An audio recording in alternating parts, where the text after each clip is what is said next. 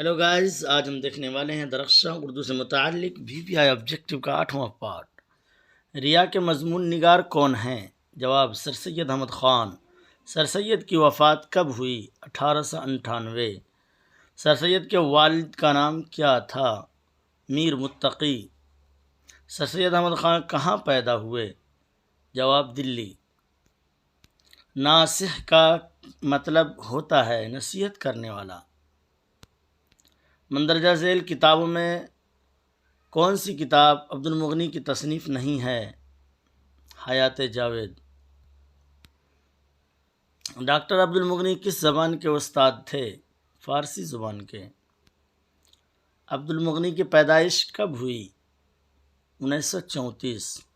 ادب کی پہچان کے مضمون نگار کون ہیں؟ ڈاکٹر عبد المغنی۔ ڈاکٹر عبد المغنی کا کون سا مضمون آپ کے نصاب میں شامل ہے؟ ادب کی پہچان۔ عبد المغنی نے کس مدرسے میں تعلیم حاصل کیا؟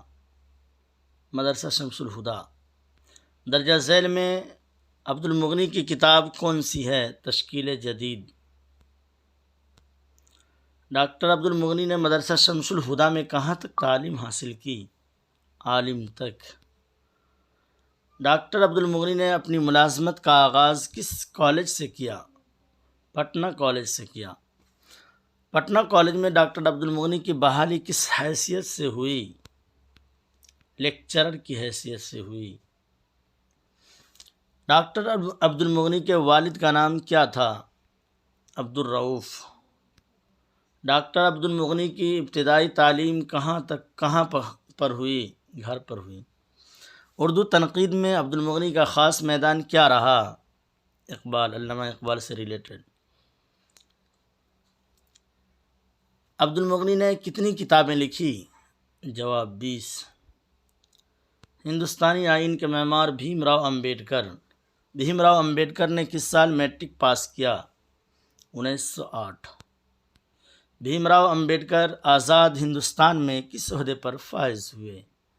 وزیر قانون۔ بھیم راؤ کی شادی کس سے ہوئی؟